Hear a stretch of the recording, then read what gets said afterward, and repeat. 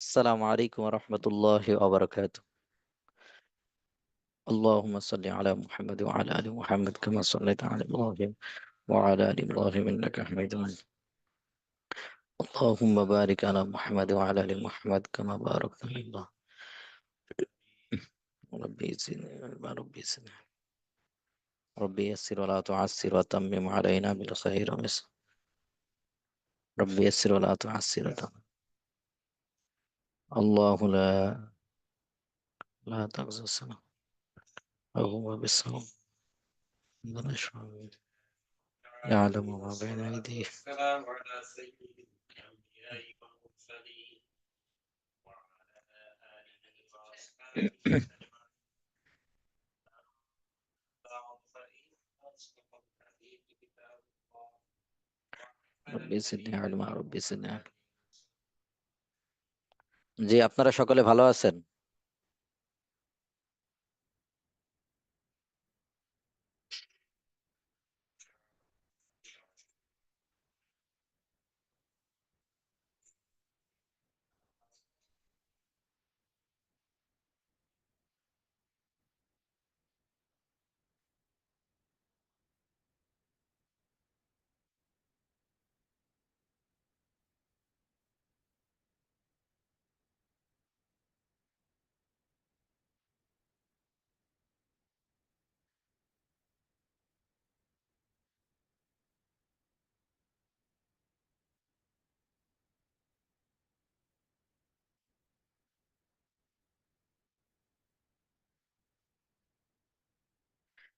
জি, যে আপনারা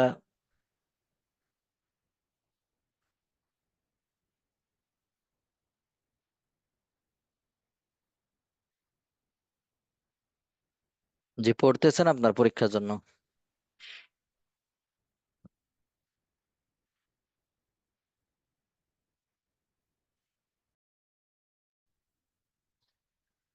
যে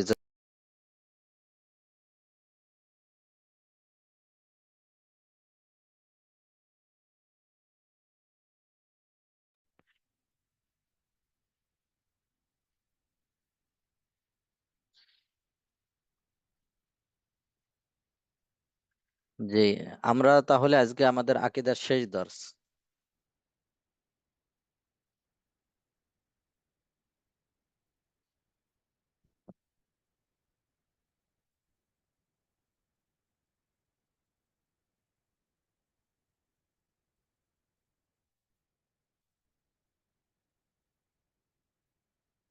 শেষ ধরে আমরা রিভিশন দিয়ে আমরা তারপর আজকে কাহুট হবে ইনশাল্লাহ। জি, ভাইদের ভিতর একজন কথা বললে ভালো হয়। ভাইদের ভিতর কে আছেন?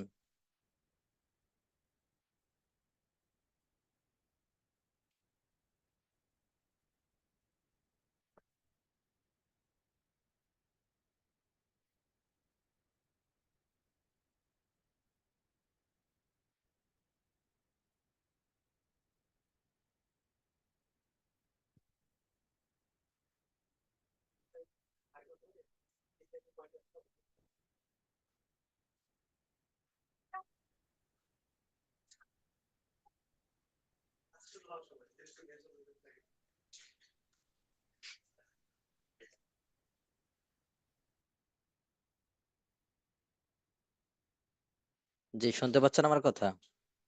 জি ওস্তাদ, জি শুনতে পাচ্ছি। আলহামদুলিল্লাহ। যে পরীক্ষার জন্য পড়ছেন কেমন, প্রস্তুতি নিচ্ছেন কেমন? ওস্তাদ, শুরু করে দিতে হবে। হ্যাঁ, প্রস্তুতি নিচ্ছি ওস্তাদ, জি শুরু করতেছি। রিভিশন দিচ্ছি প্রথম থেকে আবার। প্রথম থেকে রিভিশন দিচ্ছেন। জি ওস্তাদ, জি। প্রথমে এমনি ভালো করে পড়বেন 16 নম্বর মডিউল থেকে। হ্যাঁ, 16 থেকে 30 পর্যন্ত একটু ভালো করে পড়বেন। জি ওস্তাদ, জি। 16 থেকে 30 এরপরে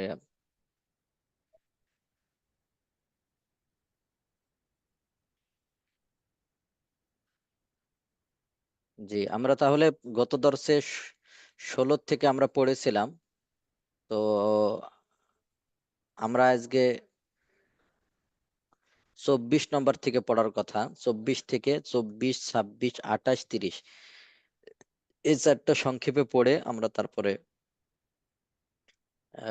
হয়তো শেষ দর্শ। এই জন্য দেখা যাচ্ছে অল্প কিছু কথা বললাম। কথা বলার পর তারপর আমরা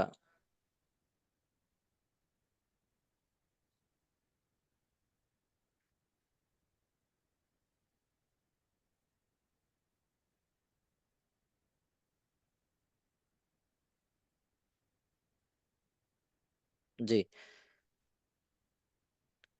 তাহলে দেখেন 24 নম্বর মডিউল, এখানে আমরা যেটা পড়েছিলাম পরকাল, মৃত্যু, কবর, পুনরুত্থান সংক্রান্ত বিষয় ইত্যাদি পর্যন্ত পড়েছিলাম। তো 4টা মডিউল আমরা রিভিশন দেওয়ার পর আমরা তারপরে করব। তো এখানে মৃত্যু সম্পর্কে আমরা পড়েছিলাম যে মৃত্যু এটা একটা আখিরাতেরই বন্ধন, এখান থেকে আখিরাতের সূচনা শুরু, এখান থেকে আখিরাতের সূচনা কি শুরু। শুরু, অর্থাৎ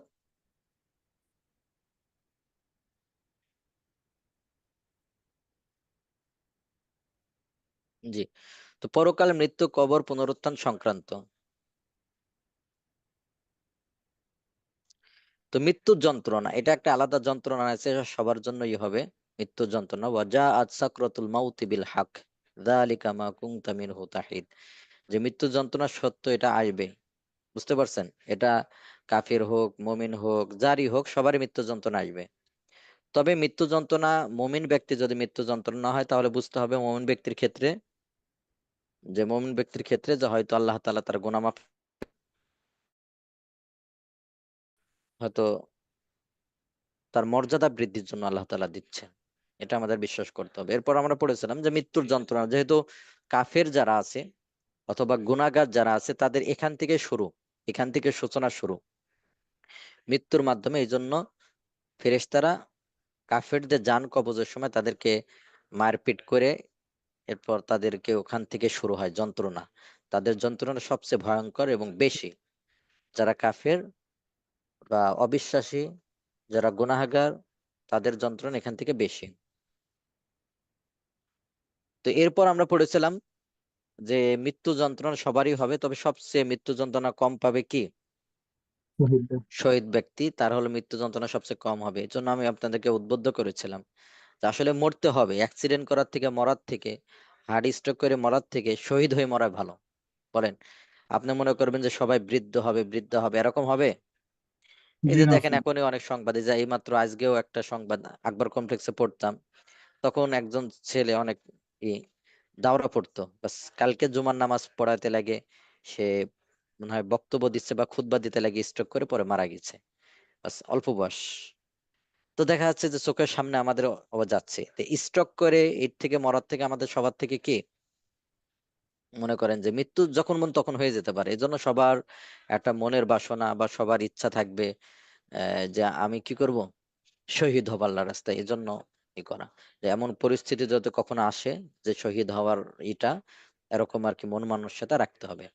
কারণ এইভাবে করে গাড়ি চাপা দিয়ে মরার থেকে, গাড়ি চাপা খেয়ে মরার থেকে, এমনি মরার থেকে শহীদের মর্যাদা আল্লাহ তাআলার কাছে সবচেয়ে বেশি। এরপর আমরা পড়েছিলাম যে কবরের ক্ষেত্রে, কবরে অনেকগুলো প্রশ্ন জবাব এগুলো হবে, এগুলো আমরা পড়েছিলাম। যে কবরে যখন কোনো মৃত ব্যক্তিকে রাখা হয়, তখন দুইজন ফেরেশতা আসেন এবং তাকে প্রশ্ন করে থাকেন, তাকে মুনকার নাকির বলা হয়, মুনকার নাকির। তো মুনকার নাকির করবেন, যে প্রশ্ন করবেন। তো প্রশ্নের ক্ষেত্রে 3টা প্রশ্ন করবেন, 3টা প্রশ্নের ক্ষেত্রে বলেছিলাম যে প্রথম প্রশ্ন মার রব্বুক, তোমার রব কে? হ্যাঁ, মা জি দিন, স্যার। তোমার ধর্ম কে? এবং এই ব্যক্তিকে, মান নাবিয়্যুকা, এই ব্যক্তিকে। বুঝতে পারছেন? এরকম 3টা প্রশ্ন করবে। তো 3টা প্রশ্ন যারা উত্তর দিতে পারবে তাদের জন্য জান্নাতের বিছানা বিছাই দেওয়া হবে। এটা।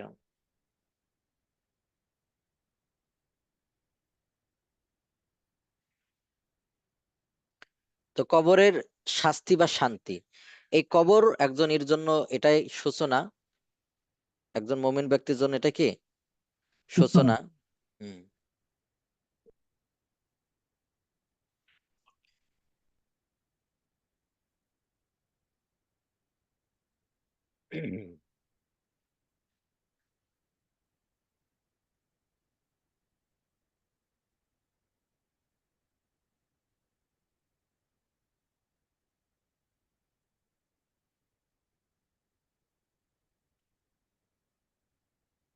মূর্তি পূজারী, সেই মূর্তি পূজারী শাসকের পরে জি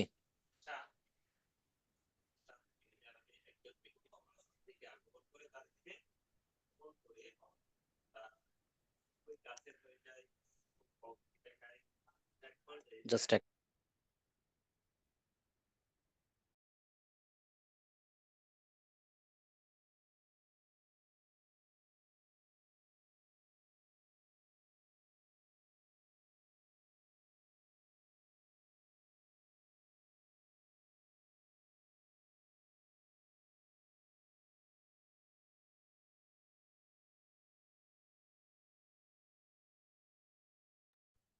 জি।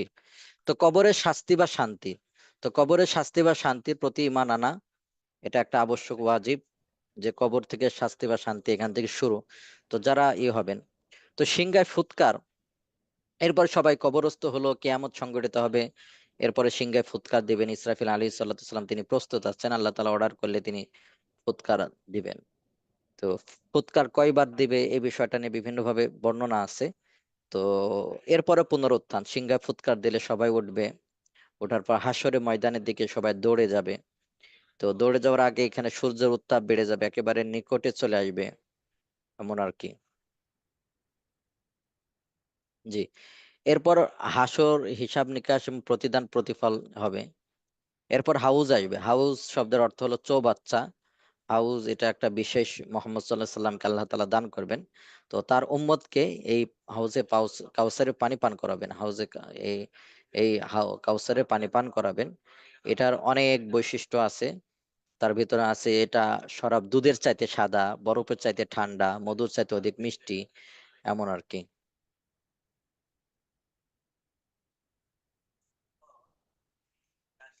যারা আছে সবাই ইসলাম গ্রহণ করে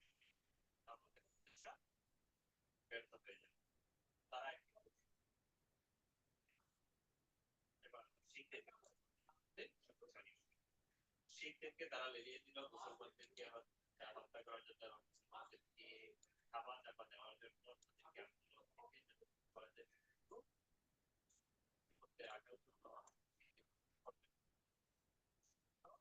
এই কর্মের জোরে তারা মুসলমানদের মসজিদ দখল করলো, মসজিদকে পরিণত করলো আস্তাবলে। তো এরপর আসবে শাফাআত, জান্নাত জাহান্নাম। শাফাআত, জান্নাত জাহান্নাম এই সম্পর্কে আমরা করব।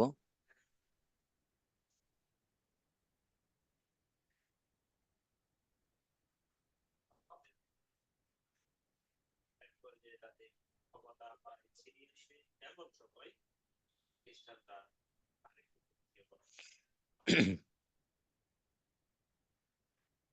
কথাটা কি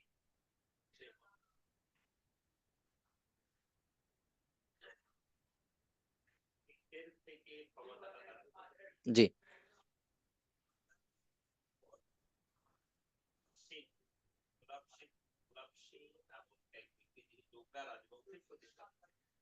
তার হাতে ক্ষমতা দিয়ে দিলেন 100 বছরের জন্য 75 লাখ রুপিয়া তাহলে এরপর আমরা পড়েছিলাম 26 নম্বর মডিউল। তো 26 নম্বর মডিউল এটা আমরা পড়েছিলাম। তো 26 নম্বর মডিউলে যেটা আমরা পড়েছিলাম, শাফাআত, জান্নাত জাহান্নাম। শাফাআত, জান্নাত জাহান্নাম। জাহান্নাম। শাফাআত, জান্নাত জাহান্নাম, কি কি পড়েছিলাম? শাফাআত, শাফায়াত, জাহান্নাম। হ্যাঁ। শাফাআত সম্পর্কে আমরা কি পড়েছিলাম? শাফাআত সম্পর্কে আমরা পড়েছিলাম জি স্যার, সুপারিশ হ্যাঁ, করবে আর কি আমাদের। জি, শাফাআত সম্পর্কে পড়েছিলাম যে প্রথম শাফাআত হবে যে কিয়ামতের দিন বিচার কার্য শুরু করা, এটা একটু কি হবে? প্রথম শাফায়াত। হ্যাঁ, একটু দেরি হবে। তো পরবর্তীতে এটাই একটা শাফাআত করবে, সবাই করবে যে সবার অন্যান্য নবীদের কাছে যাবে। আমরা পড়েছিলাম সর্বপ্রথম আদম আলী সাল্লামের কাছে যাবেন। তো সর্বপ্রথম আদম আলী সাল্লামের কাছে গেলে দেখা যাচ্ছে যে আদম আলী সাল্লাম বলবেন কি, যে তোমরা আমার কাছে না, তোমরা কার কাছে যাও? আদম আলী সাল্লামের ওইটা মনে পড়বে যে তিনি কি করেছেন। গন্ধ হ্যাঁ ফল হ্যাঁ, খেয়েছে। ওই যে ফল খেয়েছিলেন। জি জি জি।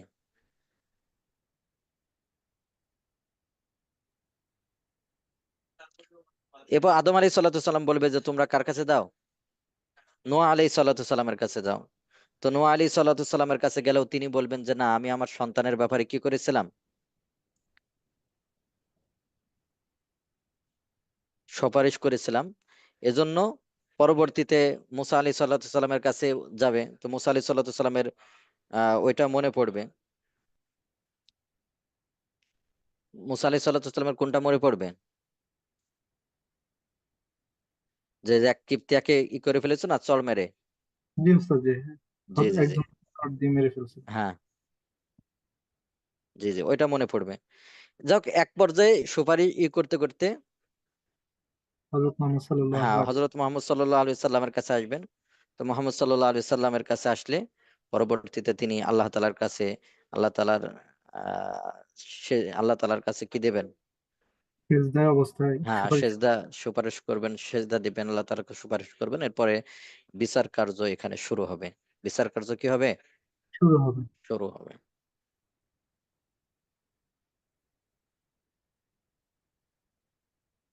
এরপর আমরা এখানে লম্বা চড়া পড়েছিলাম। এখানে লম্বা চড়া আমরা এখানে পড়েছিলাম যে সুপারিশটা এটা কয়েক ভাবে হইতে পারে। রাসূল সাল্লাল্লাহু আলাইহি সাল্লাম যারা কবিরা গুনাহ করেছে তাকেও তাদের ক্ষেত্রেও সুপারিশ করবেন। কবিরা গুনাহ যারা করেছেন তাদেরকেও কি করবে? সুপারিশ করা সুপারিশ হবে। করবে। হ্যাঁ,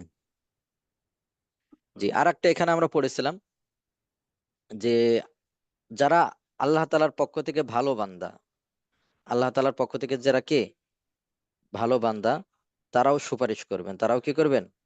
সুপারিশ করবে। হ্যাঁ, অর্থাৎ এখানে নিজের থেকেই করবে বিষয়টা এমন না, নিজের থেকে না, বরং আল্লাহ তাআলা তাদেরকে কি করবেন? অনুমতি দিবেন। আল্লাহ তাআলা তাদের অনুমতি দেন। অনুমতি ছাড়া কি পারবে নাকি? জি না ওস্তাদ। অনুমতি ছাড়া পারবে না। জি, আল্লাহ তাআলা অনুমতি দিলে, এখানে অনুমতি দেওয়ার জন্য কয়টা শর্ত দেওয়া হয়েছে? যে আল্লাহর নিকট শাফাত গ্রহণ করার জন্য কয়টা শর্ত? দুইটি দুইটি শর্ত। শর্ত। দুইটা শর্ত দেওয়া হয়েছে, দুইটা শর্ত সাপেক্ষে। তাহলে এই যে যারা বলে থাকে যে আল্লাহ তাআলা হয়তো কি করবেন না, সুপারিশ করবেন না, এই বিষয়টা এরকম না, বরং কি দুইটি আহ দুইটা শর্ত সুপারিশ সাপেক্ষে এখানে সুপারিশ করতে পারবে। দুইটা শর্ত সাপেক্ষে কি করতে পারবে? করতে পারবে। হুম, হুম। তো মুমিন ব্যক্তিরাও শাফাআত করবেন। তো মুমিন ব্যক্তিরাও শাফাআত করবেন এখানে আল্লাহ তাআলা অনুমতি দিলে।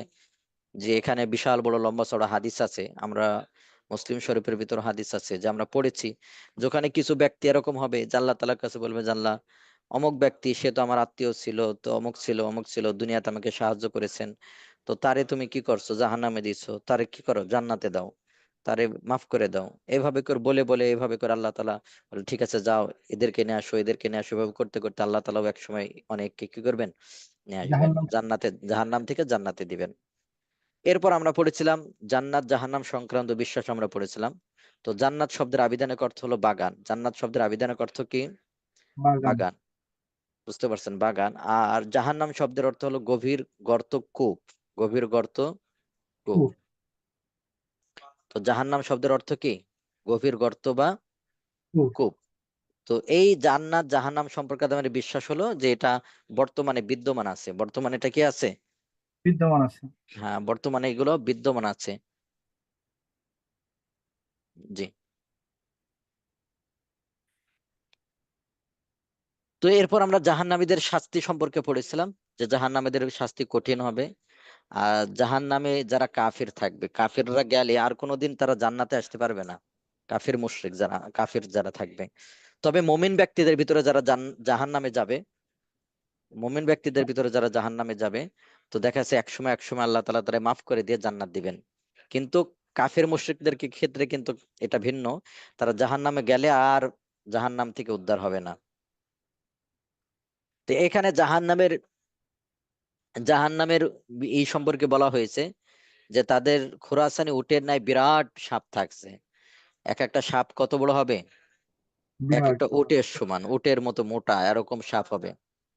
তো একবার যদি কাউকে দংশন করে, এর বিষ ক্রিয়ার কারণে 40 বছর পর্যন্ত যন্ত্রণা থাকবে। কয় বছর পর্যন্ত? 40 বছর। হ্যাঁ, ওস্তাদ, 40। হ্যাঁ, এখানে খোরাসানি উপমাটা কেন দেওয়া হয়েছে? খোরাসানি উপমাটা এই জন্য দেওয়া হয়েছে যে ওইটা হলো বড় উট, সবচেয়ে বড় এবং উষ্টপুষ্ট উট।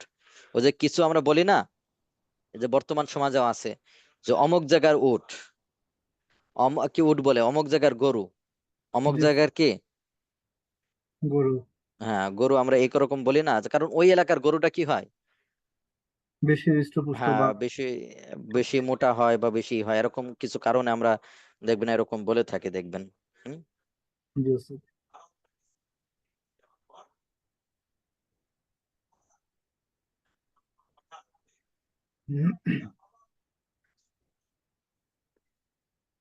তেমনি ভাবে এখানে বলছে জাহান্নামের মধ্যে এমন কিছু বিচ্ছু আছে যা পালানো পালানো মানে একে লালিত পালিত গাধা খচ্চরের মতো। তাহলে বিচ্ছু বুঝছেন, আমাদের বাংলাদেশ আমাদের দেশে বিচ্ছু ছোট ছোট হয় তা অবস্থা, তাহলে বুঝছেন যে কত বড়। তো আবু হুরায়রা রাদিয়াল্লাহু তাআলা আনহু থেকে বর্ণিত, নবী সাল্লাল্লাহু আলাইহি সাল্লাম বলেছেন যে জাহান্নামীদের জাহান্নামের মধ্যে কাফেরের গায়ের চামড়া হবে 42 হাত মোটা। কয় হাত মোটা হবে? 42 হাত মোটা। হ্যাঁ, 42 হাত মোটা। দাঁত হবে উহুদ পাহাড়ের সমান, বা দাঁত হবে কি, উহুদ পাহাড়ের সমান। হ্যাঁ দাঁত হবে কিসের, উহুদ পাহাড়ের সমান। হ্যাঁ উহুদ পাহাড়ের সমান। আল্লাহ। জি জাস্ট।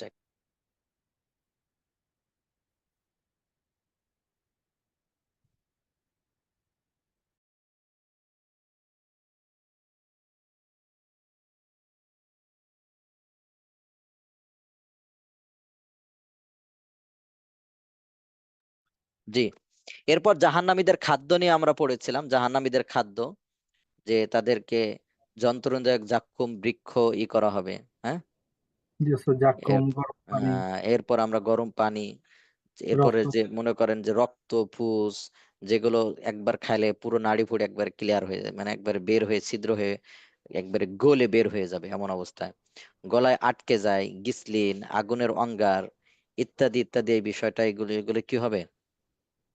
জাহান্নামীদের খাবার। হুম। তো জান্নাতের সুখ শান্তি হবে স্থায়ী। এরপর জান্নাতের সুখ শান্তি, জান্নাতের ভিতরে যা চাবে তাই পাবে।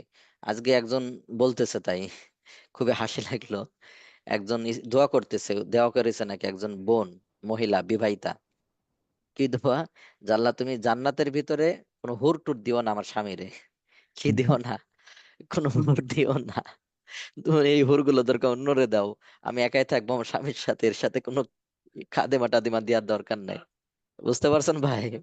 জি ওস্তাদ, জি। যে, তো এটা জি হলো ওস্তাদ। আল্লাহ তাআলা দিবে না, এর ভিতরে এটা কি আল্লাহ তাআলা দিবেন। আর এই যে আমাদের বাংলাদেশের একটা কালচার দেখা যাচ্ছে, একাধিক স্ত্রী থাকলে আমাদের বাংলাদেশের পুরুষদেরও দোষ আছে, মহিলাদেরও দোষ আছে। দেখা যায় পুরুষদের দোষ আছে কি, তারা দ্বিতীয় ইনসেস্ট। বিয়ে করলে দুইটা বা তিনটা বিয়ে করলে দ্বিতীয় স্ত্রীর সাথেই থাকে, দেখবেন প্রথম স্ত্রীর সাথে আর দেখা সাক্ষাৎ নাই, বাদ। তো আরবরা কিন্তু আবার এটা করে না, আরব দেখা যাচ্ছে সব স্ত্রী স্ত্রী, হ্যাঁ সবার ক্ষেত্রে সম অধিকার। তা আমার আমাদের বাংলাদেশে আবার এটা নাই, বেশিরভাগই শুনবেন যে দুই বিয়ে করছে বা তিন বিয়ে করছে, দেখবেন যে আগেরটা বাদ, ও আর যাবে টাবে না এই প্রথম জি ওস্তাদ। দ্বিতীয়টার সাথে, এটাও দোষ। দুই নম্বর ইনসেস্ট। হলো বাংলাদেশের যারা কি আছে, মহিলা আছে, এদেরও এটাই আছে যে মনের ভিতর কি থাকে, হ্যাঁ আমার স্বামীর, যারা আরব কান্ট্রি গুলোতে, আমি তো নিজেও দেখে আসলাম আর শুনলাম, ওখানে যে আরব কান্ট্রিদের ওদের কারোর যদি কোনো স্বামীর এক স্ত্রী থাকে এটা লজ্জাবোধ করে, স্ত্রী এটা লজ্জাবোধ করে যে আমার স্বামী এত নিম্নমানের, এই জন্য নিজের ইচ্ছাতে টাকা পয়সা খরচ করে তুমি আরেকটা বিয়ে করো, আমি তোমারে করাই দিই। ওই দেশে এটা কোনো মনের ভিতর কিছু আসে যায় না, ওই দেশে কি হয় না, এটা ওদের মনে কিছু আসে যায় না। হ্যাঁ ওদেরও আসে যায় না। তো জান্নাতের ভিতরে তো আর হিংসা বিদ্বেষ থাকবে না, থাকবে এই যে এই জি ওস্তাদ। মনোভাব তো আর থাকবে না, যে কি দোয়া করতেছে আল্লাহ, আমার স্বামীর জান্নাতে যেন কি না থাকে, মিল হুর না না থাকে। থাকে, হ্যাঁ স্ত্রী না থাকে। অবস্থা খারাপ, ভয়াবহ, বুঝতে পারছেন? তো দুইটা দুই দিক থেকে, তবে ওইটা কিয়ামতের দিন এটা মনের ভিতরে এগুলো আসবে না, সমস্যা নাই। তো এটা, তো এই যে বলতেছিলাম, যাই হোক, তো জান্নাতে এরকম সুখ শান্তি থাকবে, আজওয়াজুম মুতাহারা, ওখানে পবিত্র স্ত্রী থাকবে। হ্যাঁ, এখানে আজওয়াজুন বলা হয়েছে, আজওয়াজ বহু বচন ব্যবহার করা হয়েছে। জি, এরপরে জান্নাতের ভিতরে বিভিন্ন খাবার থাকবে, ফল ফলাদি থাকবে, আপনি মন চাবে না এটা খাবো। সেদিন একজনই করছে, প্রশ্ন করেছে যে হুজুর, আমি তো কৃষি কাজ করতে খুব পছন্দ করি, তা আমি ওই জান্নাতের ভিতর কৃষি কাজ করতে পারবো কিনা, একটু টেনশন বাইরে গেছে, জান্নাতের ভিতর কৃষি কাজ করতে পারবে কিনা। আরে বেটা, তুই জান্নাতের ভিতর কৃষি কাজ করবে? তুই দুনিয়াতে করছো, ওখানে কোনো দরকার আছে তোর? ও কৃষি কাজ করবে, বুঝছেন ভাই? জি ওস্তাদ। মানে মানুষ কোন পর্যন্ত গেলে তোর কৃষি কাজ করার ইচ্ছা? তোর এত বাদ দিয়ে তাহলে চা তুই আল্লাহর কাছে যে আল্লাহ আমি কৃষি কাজ করব। আর একজন এরকম প্রশ্ন করতেছে, হুজুর আমি জান্নাতে, কিছুদিন আগে আমি একটা বিড়াল রে খুব মহব্বত করতাম, বিড়ালটারে আমি জান্নাতে পাবো কিনা? আরে ভাই, তোর বাবা মার টেনশন না, তোর বিড়াল নিয়ে টেনশন বেঁধে গেছে। তোর বাবা মার টেনশন আছে বাবা মা থাকবে কিনা জান্নাতে, তোর স্বামী বা স্ত্রী থাকবে কিনা জান্নাতে, কিন্তু টেনশন বেঁধেছে কি বিড়ালের জন্য। ওর বিড়াল পাবে কিনা জান্নাতের ভিতরে। তো ওইগুলো আসবে না, মনের ভিতরে আসবে না, হ্যাঁ? যে আমি জি ওস্তাদ। জান্নাত, আমার দুনিয়াতে একটা কি ছিল, এটা ছিল, এই ছোটখাটো বিষয়গুলো ওইগুলো মনেই থাকবে না। তো মনে না থাকলে কিন্তু আপনার কষ্টও পাবেন না, মনে না থাকলে কি পাবেন? কষ্ট পাবেন। তা কি বলে, সিগারেটের কথা বলে ফেলে যে আমি জান্নাতের ভিতর সিগারেট খাইতে চাই। আল্লাহ, কি বলে এগুলা? যাই হোক, মানে কিছু কিছু মানুষের যেগুলো দেখলে মানে হাস্যকর মনে হয়। যাই হোক, তো দুনিয়াতে আপনি যে একটা বিড়ালে মহব্বত করতেন, বিড়ালে একটা পাখির, ওইগুলো মনের ভিতরে আসবে না ওই সময়, অনেক বিষয় আসবে না।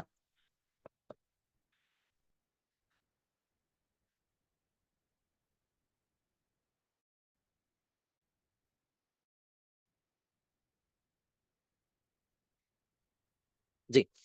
এরপরে সবচেয়ে নিম্ন জান্নাত কত বড় হবে? 10 গুণ ওস্তাদ জি। দুনিয়ার সমানতার 10 গুণ। 10, দুনিয়ার 10 গুণ অমূল। হ্যাঁ, দুনিয়ার 10 গুণ পরিমাণ। আমাদের ছোট্ট বাংলাদেশ, এটা নিয়ে যে মারামারি ঠেলাঠেলি দেখছেন না? জি ওস্তাদ জি। আজকে একটা জিনিস খুব মনে পড়লো আমার। দেখবেন কিছু নেতৃস্থানীয় ব্যক্তি আছে, নেতৃস্থানীয় ব্যক্তি আছে, তারা ইসলাম দেখলে চুলকানি বেঁধে যায়। ইসলাম দেখলে কি হয়ে যায়? চুলকানি বেঁধে যায় শরীরে। দেখবেন ইসলামের পক্ষে বিপক্ষে লেখালেখি। আগেও দেখছেন না যে জি শিক্ষা মন্ত্রণালয়ে যারা ছিল, তো মাঝে মধ্যে আমি ওখানে কাজে যেতাম, বলতো একজন, আমাদের ওখানে একজন পরিচিত আলেম ছিলেন যে হুজুর, বা পরিচিত একজন যে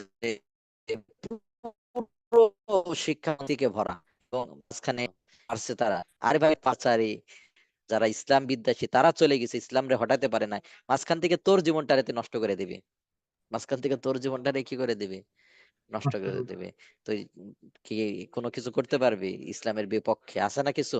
এখনো জি দেখবেন নেতৃস্থানে এক দুজন আছে, তারা কি বলবে? ওস্তাদ জি, আপনার কথা কেটে কেটে আমরা আসে। এটার বিশ্বাসী না, ওইটার বিশ্বাস, যেই হোক, এটা কেটে আসছে কথা। জি। ওস্তাদ জি, আপনার কথাগুলো কেটে কেটে আসে, এখন কি আপনার সমস্যা না আমার? আমি বুঝতে পারতেছি না, অন্য কাউকে যে তো অন্যরা একটু বলবেন যে আমার কথা কেটে কেটে যায় কিনা। জি কেটে ওস্তাদ কেটে কোন। যাচ্ছে? জি ওস্তাদ জি।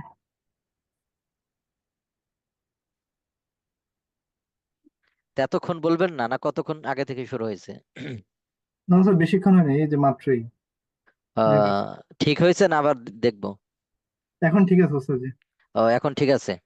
যাক, বলতেছিলাম যে এই কাহিনী ইসলামের বিপক্ষে তারা উঠে পড়ে লাগছে। আরে তোর মতো কত নমরুদ ফেরাউন চলে গেল, তারা ইসলামরে শেষ করতে পারলো না, তুই কি করবি বলেন?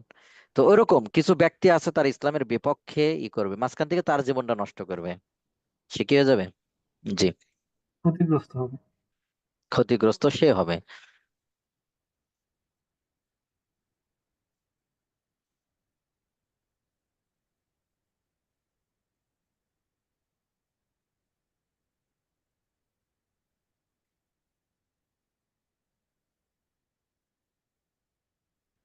জি। তাহলে এখানে দেখেন, এখানে আমরা তিনটা শব্দ পড়েছিলাম, মোজেজা, কারামত, ইস্তেদরাজ।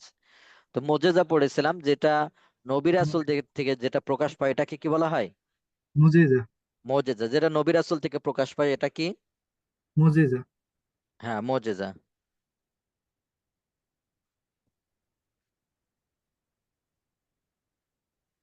যেটা নবী রাসূল থেকে প্রকাশ পায় সেটা হলো, মুজিজা।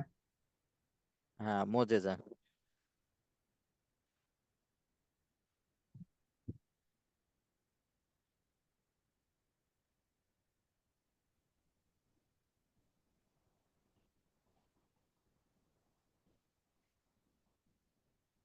আর কারামত বলা হয় যেটা আল্লাহওয়ালাদের ব্যক্তিদের সাথে কি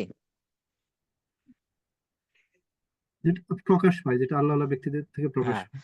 এটা হলো কারামত। আর ইস্তেদরাজ বলা হয় কাফের মুশরিক থেকে যেটা কি পায়, প্রকাশ পায়। হ্যাঁ, প্রকাশ পায়, এটা হলো কি ইস্তেত। ইস্তেদরাজ বলা হয়। এখানে আমরা তারপরে মোজেজার অনেকগুলো, এই কারামতের অনেকগুলো এখান থেকে আমরা পড়েছিলাম, ঘটনা পড়েছিলাম যে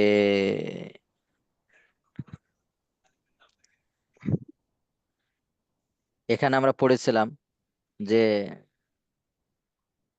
এখানে অনেকগুলো আমরা পড়েছিলাম, এগুলো দেখবেন। এই যে জ্যোতি হয়ে ফেরেশতাদের অবতরণ হয়েছিল, এখানে ঘটনা পড়েছিলাম। এরপর খাবারের পাত্র থেকে আল্লাহ তাসবিহ পাঠ, আলোকদণ্ড, অদৃশ্য থেকে খাদ্য, অদৃশ্য থেকে খাদ্য, শহীদদের দেহ আকাশে উত্তোলন করা।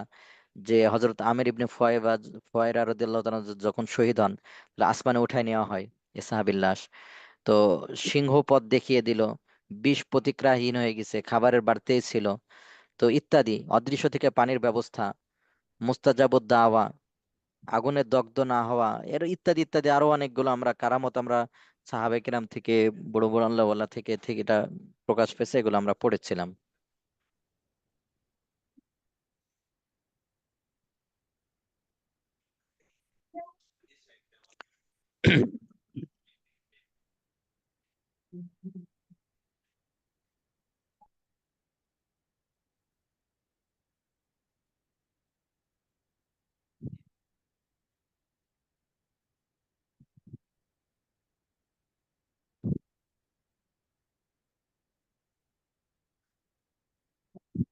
জি, এরপর আমরা বেদাত পরিত্যাজ্য হওয়ার এই বিষয়টা পড়েছিলাম, এবং সমাজে প্রচলিত কিছু বেদাতের লিস্ট আমরা এখানে পড়েছিলাম। তো বেদাত এটা পরিত্যাজ্য, এটা গ্রহণ করা যাবে না, বেদাত পালনে শয়তান খুশি হয়। আর বিদাত কেউ যদি করে তাহলে দেখা যাচ্ছে সাধারণত সে তওবা করে না। বেদাত যদি কেউ করে সাধারণত কি করে না, তওবা করে না। হ্যাঁ, বেদাত যদি কেউ করে সাধারণত কি করে না, তওবা করে না। হ্যাঁ, কারণ সেটা তওবা করে না। কারণ সে ভালো মনে করে তো করতেছে, সে ভালো কাজ মনে করে করে। হ্যাঁ ভালো কাজ মনে করে সে করতেছে।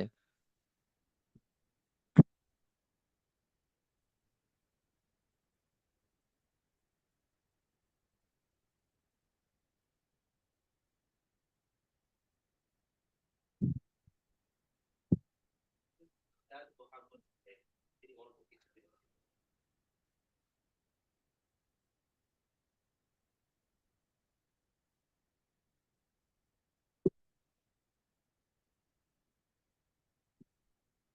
জি, এরপর আমরা এখানে পড়েছিলাম লম্বা চওড়ার ভিতরে যে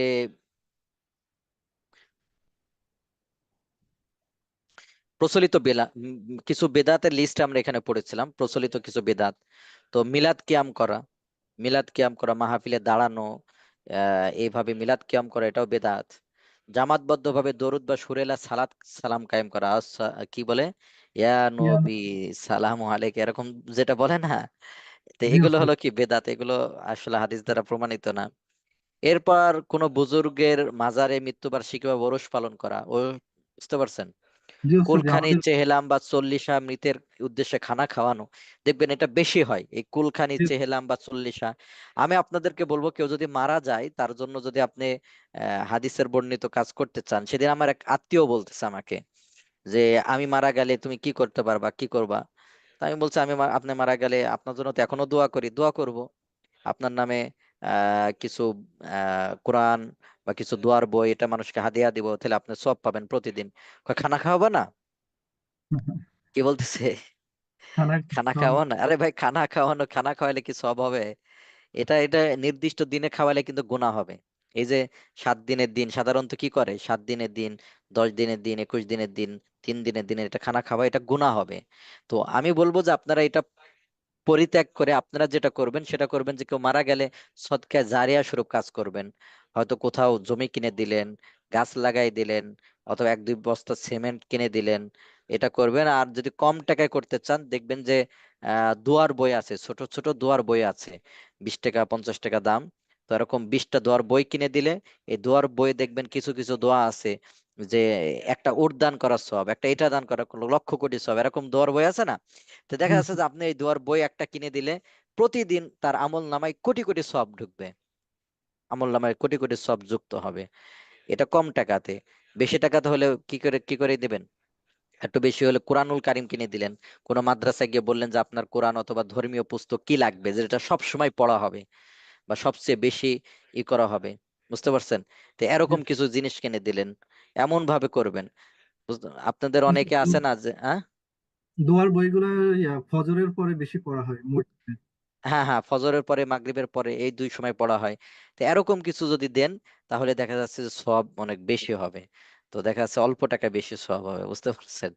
দেখবেন একটা, আমি আপনাদেরকে উদাহরণস্বরূপ বলি, দেখবেন দুনিয়াতে কোনো একটা বিষয় যে জানে না, অনেক পেরেশানি, ওই কাজটা করার জন্য কত কিছু করে, আর একজনের সে জানে, টুস করে একটা সহজ 1 মিনিটে বাস কাজ শেষ হয় না? তো দেখা জি যাচ্ছে 1 মিনিটে যে করলো জানা থাকার কারণে তারটাই ভালো হয়েছে, হয় না?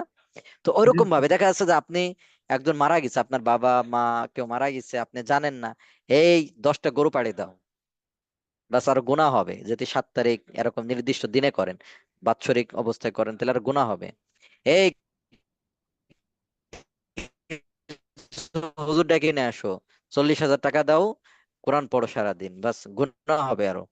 হ্যাঁ? যেহেতু তো আপনার আপনি এটা না সাবান করে আর একজন জানা আছে, সে কিছু কি হলো, এই যে দুয়ার,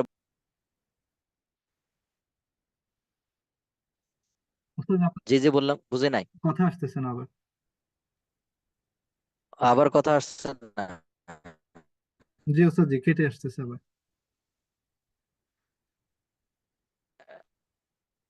হ্যাঁ, তাহলে আমরা আমরা আমি একটা কাজ করি, আমি লিভ নিয়ে আবার আবার জয়েন করতেছি।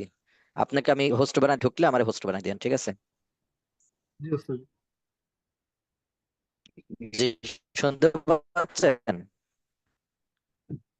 তো আটকে আসতেছে আপনাকে আমি আপনার। হোস্ট বানাই দিচ্ছি, আপনি, আমি ঢুকলে আবার হোস্ট বানাই দেন আমাকে। জি ওস্তাদ।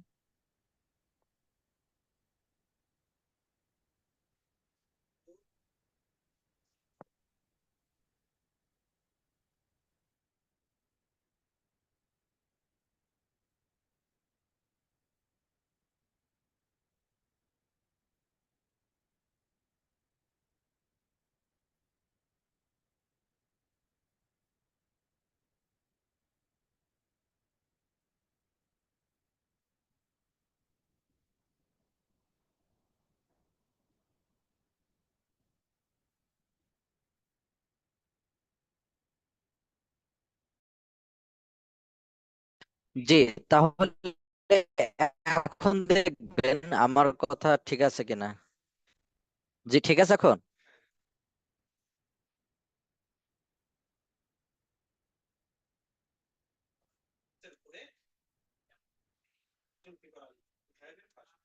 জি ওস্তাদ জি। জি, এখন ঠিক আছে।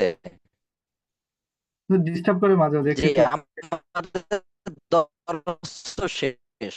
হ্যাঁ, ঠিক আছে তাহলে। হ্যাঁ হ্যাঁ, হয়তো নেটওয়ার্ক কোনো প্রবলেমের কারণে হতে পারে, সম্ভবত নেটওয়ার্কে। তো কি বলতেছিলাম, এই এই এমন করে তো আমরা কি করব, দেখা যাচ্ছে যে কম সহজে বা কেউ মারা গেলে আমরা আলেম ওলামা থেকে পরামর্শ নেবো যে আমি কি করতে পারি। আমার বাবা মারা গেছে, আমার মা মারা গেছে, আমি কি কি করতে পারি। তো আলেমের থেকে পরামর্শ নিয়ে তারপরে করবেন। হক্কানি আলেমদের কাছে যেতে হবে। হ্যাঁ, হক্কানি আলেমদের। তো কুলকানিতে কবর পাকাকরণ, সজ্জিত করা, এগুলো বেদাত হবে। ফরজ সালাতের পর হাত তুলে আবশ্যক দোয়া যে করতেই হবে এরকম, তাহলেও বেদাত হবে। আজানের পর হাত উঠিয়ে ইত্যাদি ইত্যাদি, এখানে জানাজার পর সমবেত দোয়া, কবরে ফুল দেওয়া, বাতি জ্বালানো, বুজুর্গ লোকদের কবর গম্বুজ পাকাকরণ, গম্বুজ তৈরি করা ইত্যাদি। আহ দরগা বা কবরের পাশে গরু ছাগল জবাই করা, মৃত্যুবার্ষিকীর আয়োজন বা ওরস করা, কবরে মশারি টানা, ঠিক আছে? তাহলে আমাদের এই পর্যন্তই। আমরা এখন কাহুট হবে, কাহুটে জয়েন করে তারপরে যদি সময় থাকে তখন আমরা অল্প করবেন। গতকালকে তো আপনাদের ফিক দর শেষ হয়েছে, তো আজকে আপনাদের এই দর শেষ হবে। জি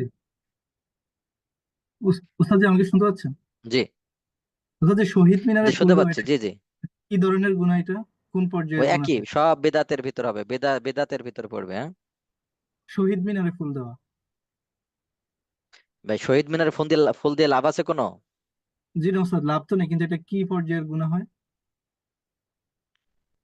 এমনি ওই গুনাহ হবে না, ঈমান নষ্ট হয়ে যাবে এরকম না। কেউ যদি বিশ্বাস করে যে এখানে ফুল দিলে তার কবরে কিছু পোষাচ্ছে টোসাচ্ছে, এরকম আকীদা বিশ্বাস নিয়ে যদি কেউ করে, তাহলে কি হয়ে যাবে? জি জি, ওইটা আপনারা ঈদ থেকে আইফোদা থেকে জেনে নেবেন বিস্তারিত ভাই, হ্যাঁ। জি ওস্তাদ।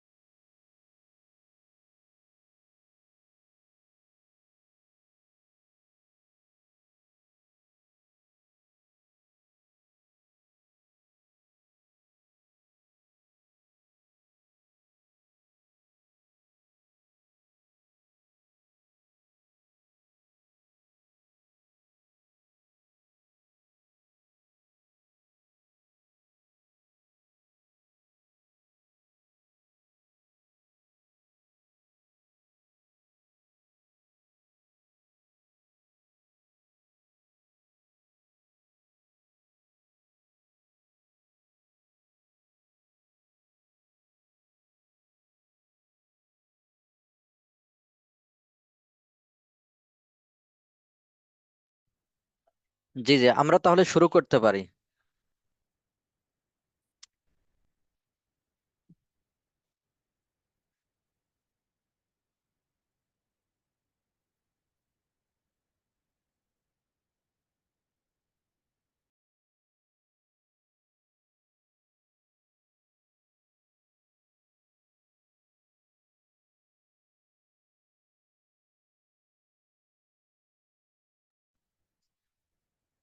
জি, শুরু করছি আমরা, সবাই প্রস্তুত হয়।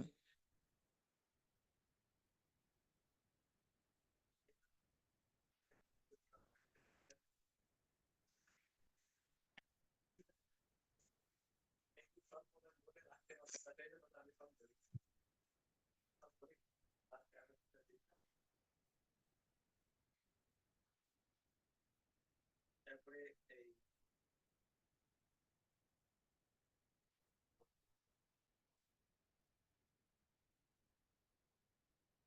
শেখ মুজিব মুস্তাক সাহেব সাদাত মোহাম্মদ সাহেব এরশাদ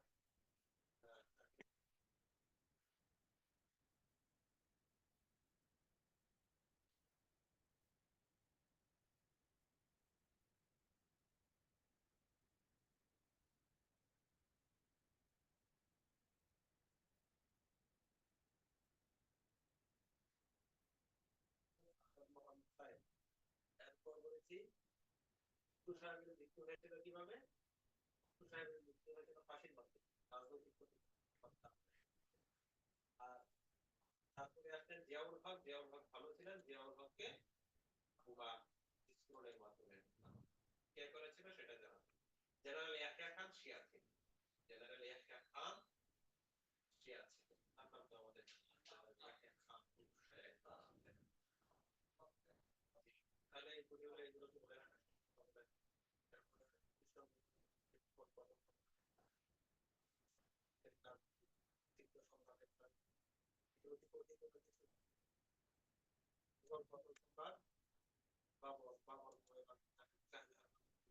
প্রথম সম্রাট হচ্ছেন বাবর, লাস্ট সম্রাট হচ্ছেন বাহাদুর শাহ, সম্রাট আলমগীর। আলমগীরের প্রসিদ্ধ হয়েছিলেন আলমগীর। তারপর তার সনটা কত এটা বলেছি। বাদশাহ আলমগীর কত সনের মৃত্যুবরণ করেছেন এই সনটা বলেছিলাম, এটা মনে রাখবেন। ঠিক আছে। জিয়াউর রহমানের পর থেকে আসতে ঘুরিয়ে যাচ্ছে এরপরে জিয়াউর রহমানের পরে এসেছেন আব্দুস সাত্তার। প্রেসিডেন্ট আব্দুস সাত্তার লিখে রাখেন আব্দুস সাত্তার নামটা লিখে রাখেন। প্রেসিডেন্ট আব্দুস সাত্তার নামটা জানেন না? লিখে রাখেন। কেউ জিজ্ঞাসা করতে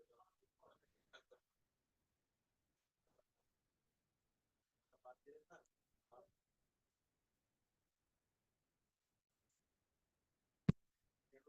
পরবর্তী প্রেসিডেন্টকে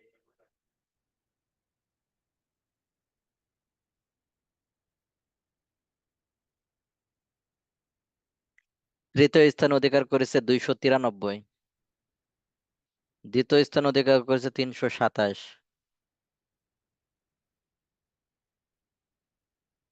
তিনশো 13 প্রথম স্থান অধিকার করেছে। জি, আমাদের আজকে এ পর্যন্তই, দর্স শেষ, সর্বশেষ দর্স। তো আমি আপনাদের কাছে বিদায়, মানে বিদায় বলতে কি, মানে যেটা কথাটা বলবো আর কি, যে ক্ষমা সুন্দর দৃষ্টিতে দেখবেন, যেভাবে পড়ানোর দরকার ছিল আসলে ওইভাবে পড়াতে পারি নাই। আমারই ব্যর্থতা, এই জন্য ক্ষমা সুন্দর দৃষ্টিতে দেখবেন।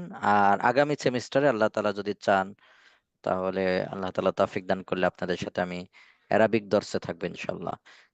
জি, কেউ যদি সর্বশেষ দর্সে প্রশ্ন করতে চান প্রশ্ন করতে পারেন। যে আপনি যে আমাদের আমরা, ক্ষমা দেখবেন, আমরা হয়তো অনেক সময় অনেক কথা বলেছি। না সমস্যা না, আপনাদের ক্ষেত্রে তো আর সমস্যা নাই। দেখা যাচ্ছে যে, আসসালামু আলাইকুম রহমতুল্লাহ। ওয়ালাইকুম আসসালাম ওয়া রাহমাতুল্লাহ। যে ওস্তাদ, যে আমার একটা প্রশ্ন ছিল, আমাদের সেকেন্ড সেমিস্টারের ভর্তি কি আবার নতুন করে করতে হবে? ওইটা সাপোর্টের থেকে কিভাবে কি করতে হবে এটা দেখে নেন ভাই, হ্যাঁ? ওই সিআর ভাই যারা আছে তাদের কাছ থেকে শুনে নেবেন। হুম? আচ্ছা ওস্তাদ, যে ওস্তাদ যে আমরা তো ক্লাস করলাম দীর্ঘদিন, হ্যাঁ 6 মাস হলো। তো আমাদের কোনো আচরণে যদি আপনি কষ্ট পেয়ে থাকেন, আমার সবাইকে ক্ষমা করে দিবেন। আমরা সবাই সবাইকে ক্ষমা করে দেই, জি, আর আমিন। সবাই আল্লাহ সবাইকে তাআলা আমরা আমাদের ক্ষমা সবাইকে করে ক্ষমা। দেবো, ঠিক আছে ভাই? জি ইনশাআল্লাহ। যে ওস্তাদ যে আপনাকে অনেক অনেক ধন্যবাদ এত সুন্দর করে ক্লাসগুলো উপস্থাপন জি জি করার জন্য। জি জি, শুক্রিয়া, জাযাকুমুল্লাহ। জি ওস্তাদ, আসসালামু আলাইকুম।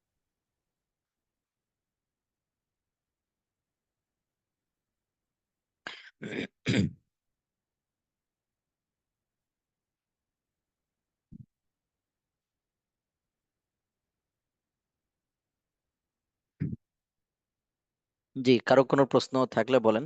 জি, আমাদের শেষ দর্স, আমরা আকীদার যে দর্স গুলো পড়েছি, আমরা চেষ্টা করব শুধু এই দর্সই থাকবে বিষয়টা এমন না, এগুলো বাস্তবায়ন করার জন্য। ঠিক আছে ভাই?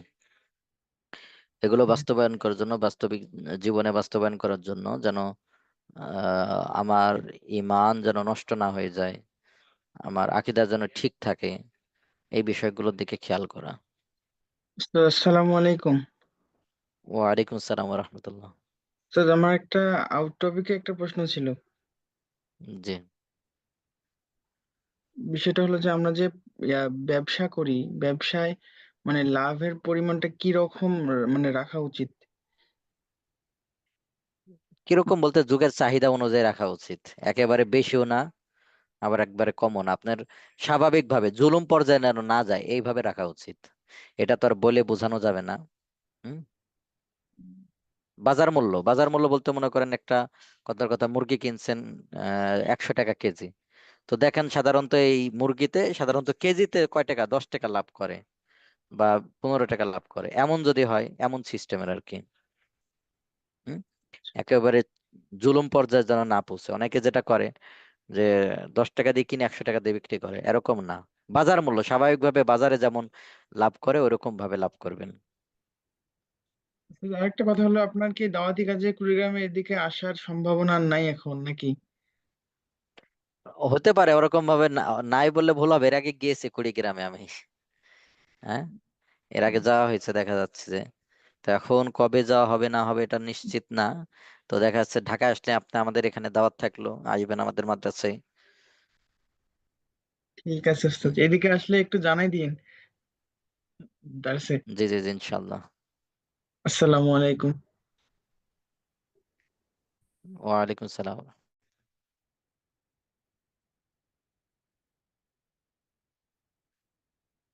জি, ভাইদের আসসালামু আলাইকুম। 20 উনি হাত উঠাইছেন।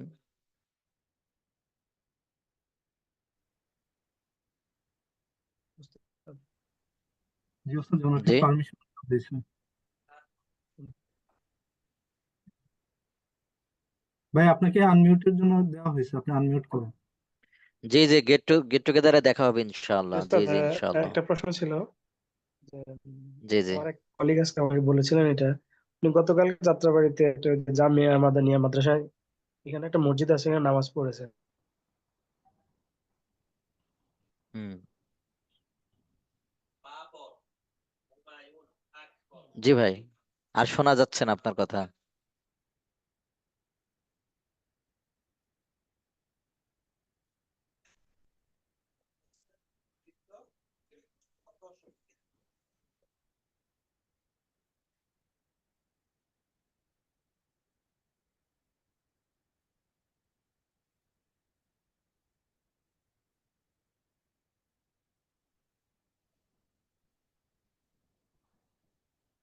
যে আপনার কথা আর বোঝা যাচ্ছে না, শোনা যাচ্ছে না। জি ঠিক আছে, তাহলে আমাদের এই পর্যন্তই। আল্লাহ তাআলা সবাইকে কবুল করেন, সকলে পরিবারকে আল্লাহ তাআলা কবুল করেন, দিনের উপর অবিচল থাকা তৌফিক দান করেন।